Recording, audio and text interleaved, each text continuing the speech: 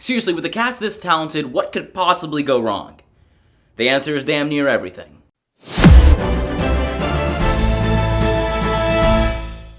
Suicide Squad is the latest installment in the DC Cinematic Universe, written and directed by David Ayer and starring Will Smith, Margot Robbie, Jared Leto, Viola Davis, Joel Kinnaman, and Jai Courtney, and many, many others. In this story, Viola Davis plays Amanda Waller, who's this government agent trying to assemble a team of the worst possible villains and then force them against their own will to do whatever high-profile missions the government needs done, but can't necessarily be tied to. But more importantly, this team is supposed to be a contingency plan for whatever metahumans are lying in the shadows waiting to strike, and these villains have to cooperate or they die. Oh man, guys, this was the movie I was most excited for this year. The premise just seemed so interesting, and once the cast was announced, it made it even harder for me to wait. I'm basically obsessed with Margot Robbie, and Will Smith is one of the biggest reasons why I started acting. And Jared Leto being announced as the Joker, that was just icing on the cake for me. So did this movie deliver?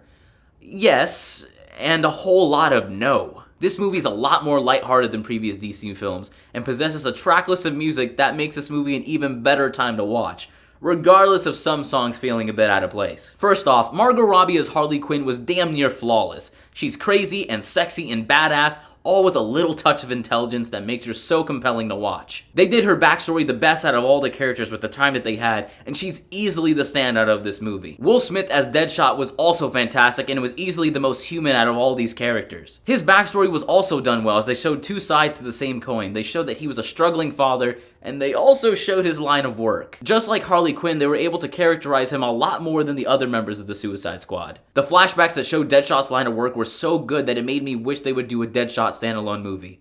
I mean, come on, Will, it's time to make up for Hancock. Will Smith was badass in this movie while being able to add just the right amount of humor that kept you interested and rooting for his character. His charisma just beams off the screen and makes him the most relatable. But that's not the only thing. The chemistry between Will Smith and Margot Robbie cannot be ignored. They have many great moments and exchanges that leave you wishing they would have done just that with all the other members of the Suicide Squad. It's understandable why these two characters were focused on a lot more than the other characters of the Suicide Squad. They're the most marketable, they're the most known characters, are the most known actors, and simply they're just more entertaining. Now the rest of the supporting cast are all great and all well acted regardless of not being as fleshed out. The bulk of all the characterization and backstory for everyone else in this movie is simply the movie telling us exactly who they are, telling us their traits, their situations, and not letting us get to know the characters themselves. It's essentially the SparkNotes version of DC Comics. Rather than cleverly weaving this information throughout the movie and allowing audiences to be able to discover their personalities through their actions and dialogue,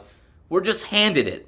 And that's boring and extremely lazy. Jai Courtney as Captain Boomerang was hilarious and super charismatic in this movie. I just wish they would have established him a little bit more. And quick side note, where did all this hate for Jai Courtney come from? He was never horrible. He wasn't the best actor, but he definitely wasn't what people are making him out to be. It just feels like people are hating on Jai Courtney because it's cool to hate on Jai Courtney. It just doesn't make sense to me, alright? I don't get it. I've never been a fan of the guy. I've never hated the guy. He's simply just been there. So I don't know where, out of nowhere, everyone's like, oh my god, Jai Courtney was actually great in this movie. Jay Hernandez as Diablo also has one of the most interesting backstories in this movie that I wish we would have got more of. So much more could have been done with this character, and we just didn't get it. Joel Kinnaman as Rick Flag was fine in this movie. He wasn't amazing, he wasn't bad, he was just kind of there. And if anything, he was kind of bland. It just made me wish that Tom Hardy didn't relinquish the role because he would have added so many more dimensions to it. Viola Davis as Amanda Waller was great in this movie. And honestly, she was the most intimidating member of the cast by far. And then, of course, Jared Leto as the Joker.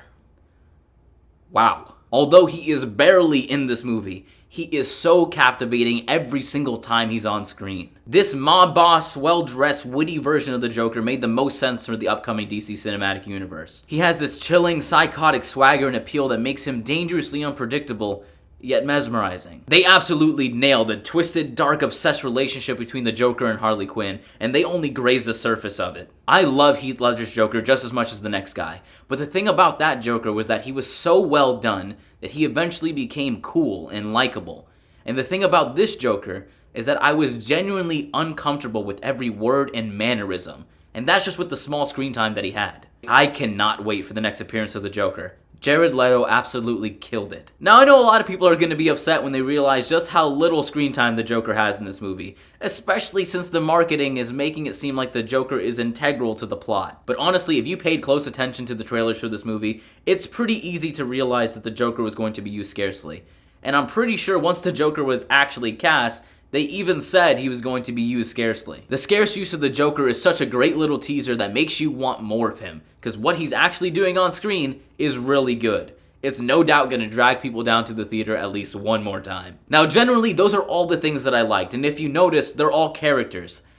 Everything else in this movie is a disaster. The biggest issue with this movie is that the plot is horrible, generic, and flat out boring once you get to the third act. Now, slight spoiler alert, I don't consider it a spoiler because it's honestly shown really early on and really not that big of a deal, but the villain for this movie is Echantress. And although she's well acted, she's arguably one of the worst villains in a comic book movie to date. Her motivations are just so generic because she's this ancient magical witch that wants to destroy the earth and destroy humans because they're not worshipping her like they were thousands of years ago. Kind of like Apocalypse, an equally boring villain. Similarly, their method of destroying the earth and destroying humans is just shooting up this massive ball of destructive energy in the sky that needs to be destroyed. Now, this is completely subjective, but for me, mixing magical forces and ancient curses with this superhuman universe just feels off. Enchantress may have been a good villain down the line, but as the first villain and first mission for this newly formed squad, it just did not work. The fact that the editing in this movie was abysmal makes it a lot less enjoyable to watch.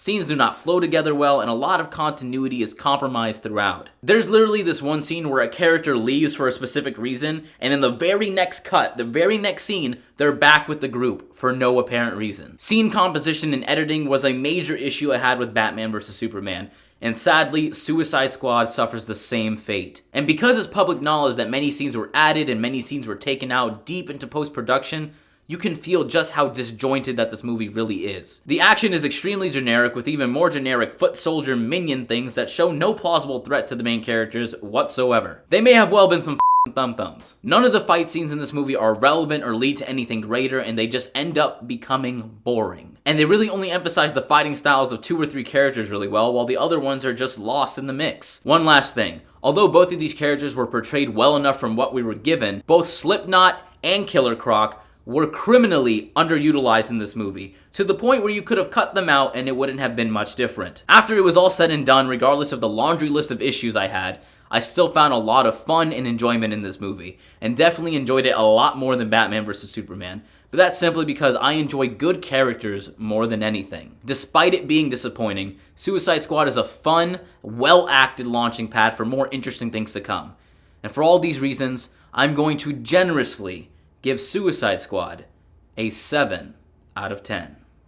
Now, although this movie does have a whole bunch of glaring issues, it definitely does not deserve the extreme hate that critics are giving it on Rotten Tomatoes and everywhere else. But just for the fun of it, let's head to the Critics Corner and read some hilarious excerpts from these reviews. DC fanboys, brace yourselves. New York Post says, if it has a genius for anything, it's disorganization. What promised to be a Super Bowl of villainy turned out more like toddler playtime. Screen Crush says, from the first scene to the last, it's an absolute mess. San Francisco Chronicle says, it's the kind of torment you can wish on your worst enemy without feeling too guilty, not something to inflict permanent damage, just 2 hours of soul-sickening confusion and sensory torment. Chicago Sun-Times says, Suicide Squad does have its moments of beautiful comic book visuals. Those are just tantalizing hints of a better movie that never materialized. Alright, this is my favorite one. Wall Street Journal says, in a word, Suicide Squad is trash. In 2 words, it's ugly trash. Oh, that was fun. Suicide Squad. Have you seen it? Let me know what you thought about it in the comments section below. And while you're at it, let me know which upcoming DC film you're most excited for. And as always, guys, thank you so much for watching. It truly does mean a lot. If you like this video, hit like. If you want to stick around and watch some more movie reviews, hey, hit subscribe. I'll catch you in the next one.